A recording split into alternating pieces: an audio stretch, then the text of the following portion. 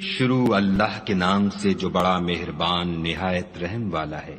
الف لام میم را۔ اے محمد صلی اللہ علیہ وآلہ وسلم، یہ کتاب الہی کی آیتیں ہیں اور جو تمہارے پروردگار کی طرف سے تم پر نازل ہوا ہے حق ہے، لیکن اکثر لوگ ایمان نہیں لاتے۔ خدا وہی تو ہے جس نے ستونوں کے بغیر آسمان جیسا کہ تم دیکھتے ہو اتنے اونچے بنائے، پھر عرش پر جا ٹھہرا اور سورج اور چاند کو کام میں لگا دیا، ہر ایک ایک میعاد معین تک گردش کر رہا ہے۔ وہی دنیا کے کاموں کا انتظام کرتا ہے، اس طرح وہ اپنی آیتیں کھول کھول کر بیان کرتا ہے کہ تم اپنے پروردگار کے روبرو جانے کا یقین کرو۔ اور وہ وہی ہے جس نے زمین کو پھیلایا اور اس میں پہاڑ اور دریا پیدا کیے اور ہر طرح کے میووں کی دو دو قسمیں بنائیں۔ وہی رات کو دن کا لباس پہناتا ہے، غور کرنے والوں کے لیے اس میں بہت سی نشانیاں ہیں۔ اور زمین میں کئی طرح کے قطعات ہیں ایک دوسرے سے ملے ہوئے، اور انگور کے باغ اور کھیتی اور کھجور کے درخت، بعض کی بہت سی شاخیں ہیں اور بعض کی اتنی نہیں ہوتی، باوجود کہ پانی سب کو ایک ہی ملتا ہے۔ اور ہم بعض میووں کو بعض پر لذت میں فضیلت دیتے ہیں، اور اس میں سمجھنے والوں کے لیے بہت سی نشانیاں ہیں۔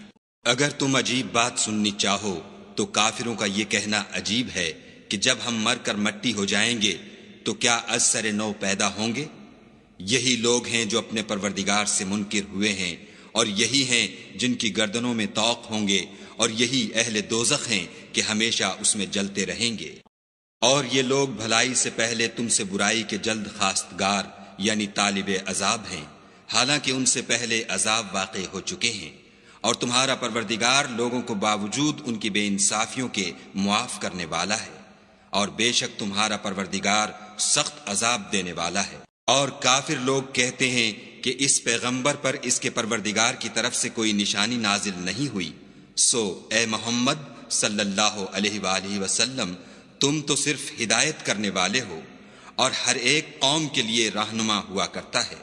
خدا ہی اس بچے سے واقف ہے جو عورت کے پیٹ میں ہوتا ہے، اور پیٹ کے سکڑنے اور بڑھنے سے بھی واقف ہے، اور ہر چیز کا اس کے ہاں ایک اندازہ مقرر ہے۔ وہ دانائے نہاؤ آشکار ہے، سب سے بزرگ اور عالی رتبہ ہے۔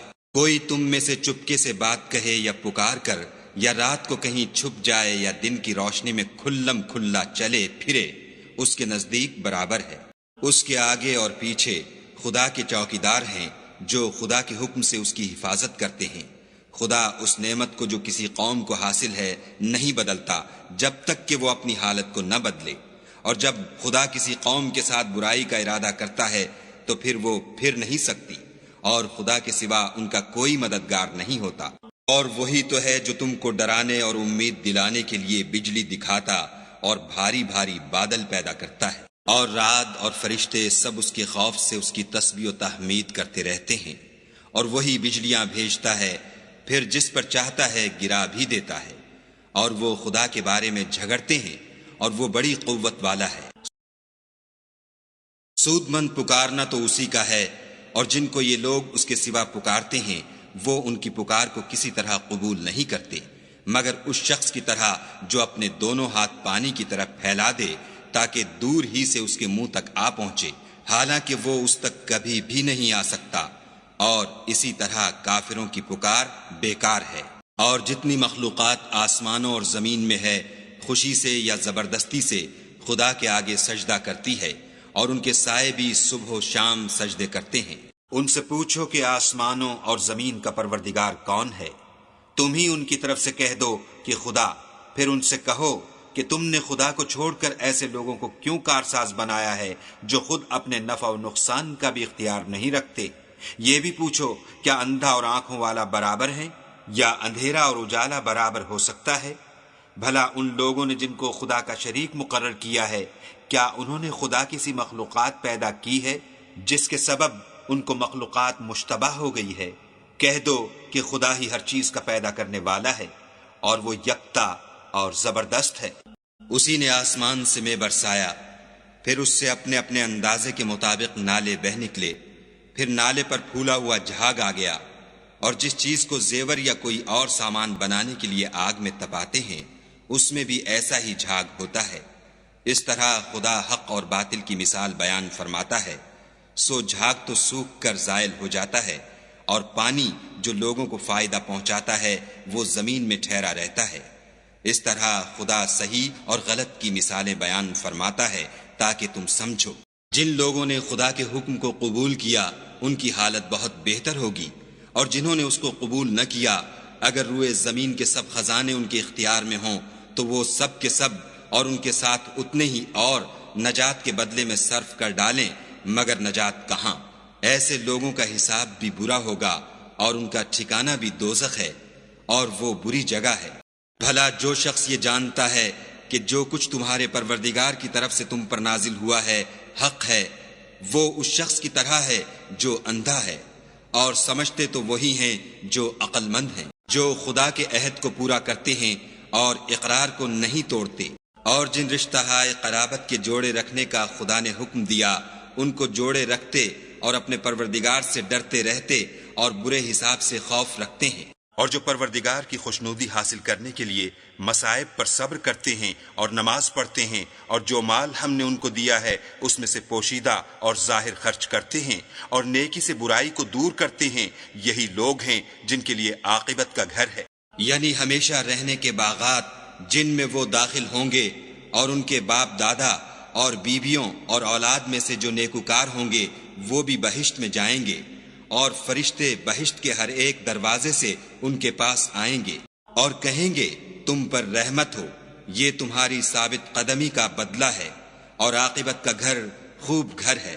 اور جو لوگ خدا سے عہد واسق کر کے اس کو توڑ ڈالتے اور جن رشتہ ہائے قرابت کے جوڑے رکھنے کا خدا نے حکم دیا ہے ان کو قطع کر دیتے اور ملک میں فساد کرتے ہیں، ایسوں پر لعنت ہے، اور ان کے لیے گھر بھی برا ہے۔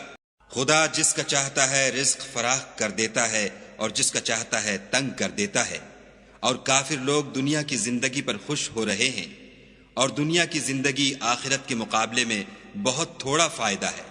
اور کافر کہتے ہیں کہ اس پیغمبر پر اس کے پروردگار کی طرف سے کوئی نشانی کیوں نازل نہیں ہوئی؟ کہہ دو کہ خدا جسے چاہتا ہے گمراہ کرتا ہے، اور جو اس کی طرف رجوع ہوتا ہے اس کو اپنی طرف کا رستہ دکھاتا ہے۔ یعنی جو لوگ ایمان لاتے اور جن کے دل یاد خدا سے آرام پاتے ہیں ان کو، اور سن رکھو کہ خدا کی یاد سے دل آرام پاتے ہیں۔ جو لوگ ایمان لائے اور عمل نیک کیے ان کے لیے خوشحالی اور عمدہ ٹھکانہ ہے۔ جس طرح ہم اور پیغمبر بھیجتے رہے ہیں اسی طرح اے محمد صلی اللہ علیہ وآلہ وسلم ہم نے تم کو اس امت میں جس سے پہلے بہت سی امتیں گزر چکی ہیں بھیجا ہے، تاکہ تم ان کو وہ کتاب جو ہم نے تمہاری طرف بھیجی ہے پڑھ کر سنا دو۔ اور یہ لوگ رحمان کو نہیں مانتے، کہہ دو وہی تو میرا پروردگار ہے، اس کے سوا کوئی معبود نہیں، میں اسی پر بھروسہ رکھتا ہوں اور اسی کی طرف رجوع کرتا ہوں۔ اور اگر کوئی قرآن ایسا ہوتا کہ اس کی تاثیر سے پہاڑ چل پڑتے یا زمین پھٹ جاتی یا مردوں سے کلام کر سکتے تو یہی قرآن ان اوصاف سے متصف ہوتا، مگر بات یہ ہے کہ سب باتیں خدا کے اختیار میں ہیں۔ تو کیا مومنوں کو اس سے اطمینان نہیں ہوا کہ اگر خدا چاہتا تو سب لوگوں کو ہدایت کے رستے پر چلا دیتا، اور کافروں پر ہمیشہ ان کے اعمال کے بدلے بلا آتی رہے گی یا ان کے مکانات کے قریب نازل ہوتی رہے گی، یہاں تک کہ خدا کا وعدہ آ پہنچے۔ بے شک خدا وعدہ خلاف نہیں کرتا۔ اور تم سے پہلے بھی رسولوں کے ساتھ تمسخر ہوتے رہے ہیں، تو ہم نے کافروں کو مہلت دی پھر پکڑ لیا، سو دیکھ لو کہ ہمارا عذاب کیسا تھا۔ تو کیا جو خدا ہر متنفس کے اعمال کا نگراں و نگہبان ہے وہ بتوں کی طرح بے علم و بے خبر ہو سکتا ہے؟ اور ان لوگوں نے خدا کے شریک مقرر کر رکھے ہیں، ان سے کہو کہ ذرا ان کے نام تو لو۔ کیا تم اسے ایسی چیزیں بتاتے ہو جس کو وہ زمین میں کہیں بھی معلوم نہیں کرتا، یا محض ظاہری باطل اور جھوٹی بات کی تقلید کرتے ہو؟ اصل یہ ہے کہ کافروں کو ان کے فریب خوبصورت معلوم ہوتے ہیں اور وہ ہدایت کے رستے سے روک لیے گئے ہیں، اور جسے خدا گمراہ کرے اسے کوئی ہدایت کرنے والا نہیں۔ ان کو دنیا کی زندگی میں بھی عذاب ہے اور آخرت کا عذاب تو بہت ہی سخت ہے، اور ان کو خدا کے عذاب سے کوئی بھی بچانے والا نہیں۔ جس باغ کا متقیوں سے وعدہ کیا گیا ہے اس کے اوصاف یہ ہیں کہ اس کے نیچے نہریں بہہ رہی ہیں، اس کے پھل ہمیشہ قائم رہنے والے ہیں اور اس کے سائے بھی۔ یہ ان لوگوں کا انجام ہے جو متقی ہیں، اور کافروں کا انجام دوزخ ہے۔ اور جن لوگوں کو ہم نے کتاب دی ہے وہ اس کتاب سے جو تم پر نازل ہوئی ہے خوش ہوتے ہیں، اور بعض فرقے اس کی بعض باتیں نہیں بھی مانتے۔ کہہ دو کہ مجھ کو یہی حکم ہوا ہے کہ خدا ہی کی عبادت کروں اور اس کے ساتھ کسی کو شریک نہ بناؤں۔ میں اسی کی طرف بلاتا ہوں اور اسی کی طرف مجھے لوٹنا ہے۔ اور اسی طرح ہم نے اس قرآن کو عربی زبان کا فرمان نازل کیا ہے، اور اگر تم علم و دانش آنے کے بعد ان لوگوں کی خواہشوں کے پیچھے چلو گے تو خدا کے سامنے کوئی نہ تمہارا مددگار ہوگا اور نہ کوئی بچانے والا۔ اور اے محمد صلی اللہ علیہ وآلہ وسلم، ہم نے تم سے پہلے بھی پیغمبر بھیجے تھے اور ان کو بیویاں اور اولاد بھی دی تھی، اور کسی پیغمبر کے اختیار کی بات نہ تھی کہ خدا کے حکم کے بغیر کوئی نشانی لائے۔ ہر حکم قضا کتاب میں مرقوم ہے۔ خدا جس کو چاہتا ہے مٹا دیتا ہے اور جس کو چاہتا ہے قائم رکھتا ہے، اور اسی کے پاس اصل کتاب ہے۔